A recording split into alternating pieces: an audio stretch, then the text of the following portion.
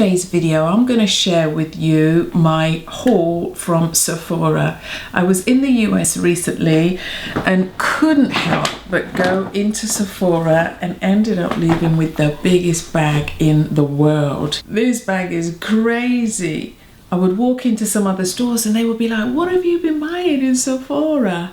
So yeah, it did go a little bit crazy, but hey, girls got to do what a girl's got to do, right? So let me tell you what I bought. I'm going to start with skincare. And I was talking to one of these skincare specialists in Sephora and she recommended Murad for my skin.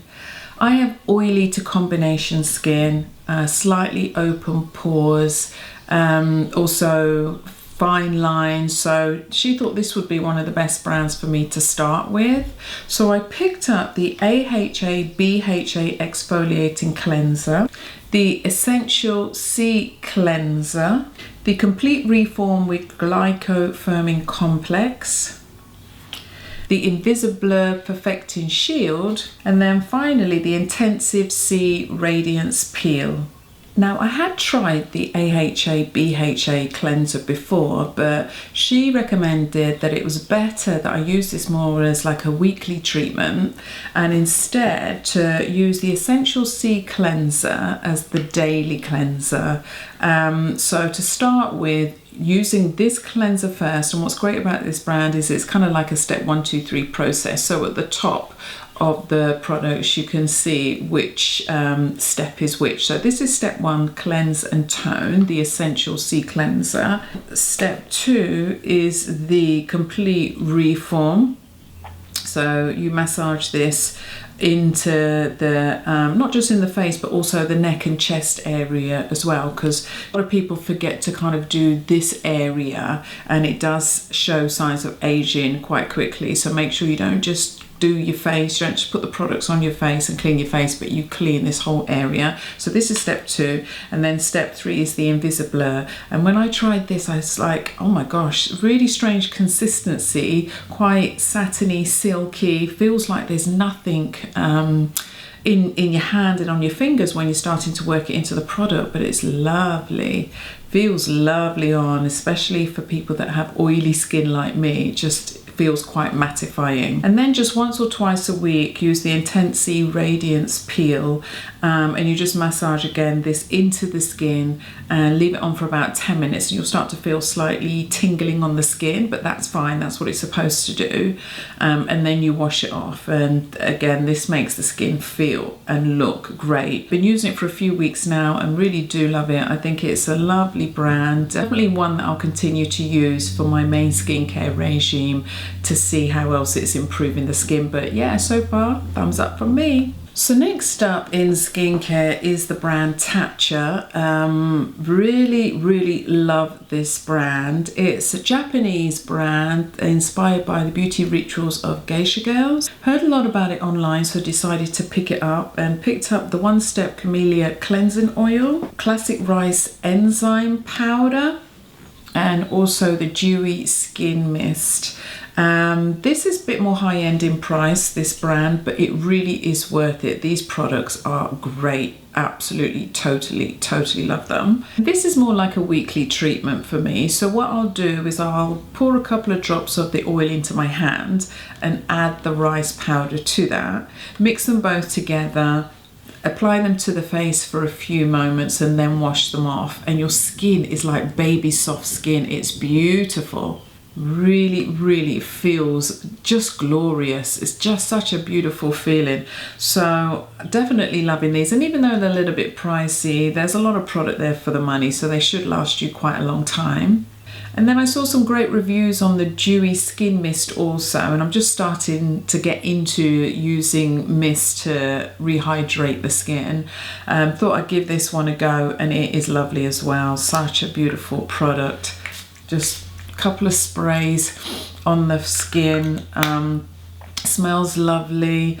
The skin gives kind of like a dewy glow to the skin.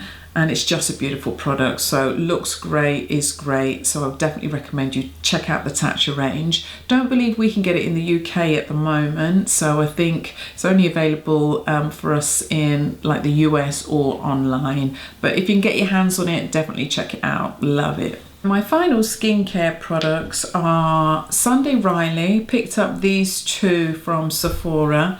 They were doing an offer where you can pick up these two slightly smaller sizes for, I think it was about $78. This one is the Lunar Sleeping Night Oil, which reduces pore size, improves appearance of damaged skin and helps fight wrinkles. And this one is Good Genes, which brightens, exfoliates, plumps lines, evens hyperpigmentation and increases circulation.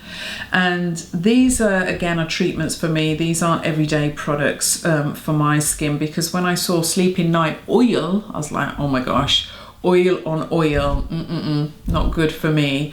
But this is quite light and this is nice. It doesn't feel too heavy and you only need a small amount as well.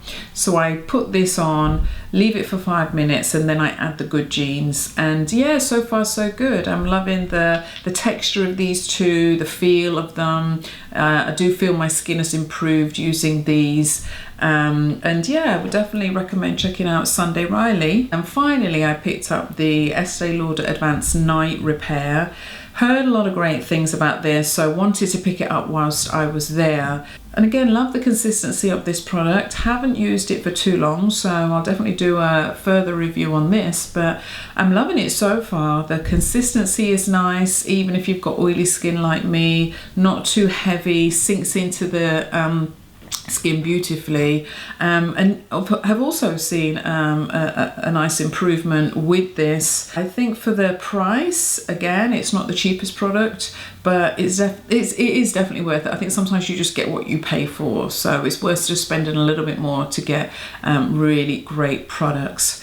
So yeah, quite a mixture of skincare products that I picked up from Sephora, and so far I'm loving them all. Moving on to makeup, and ended up buying a whole range of lipsticks in a number of different brands. I'm going to start with Kat Von D, and ended up picking up Love, L-U-V, which is definitely more bolder than I would normally go for. It's not a colour that I would normally choose, but my goal is to be more bold, brave and beautiful this year. So tried this on, thought it looked nice, so ended up picking up this colour. Also picked up Prayer, more of a brownie colour, and this is kind of more my staple colour. This is what I normally go for, hence this is what I'm actually wearing right now. Also picked up a couple of Too Faced products. Again, different to what I would normally go for. This one is Sellout, so more of a kind of nudie pinky tint to this one.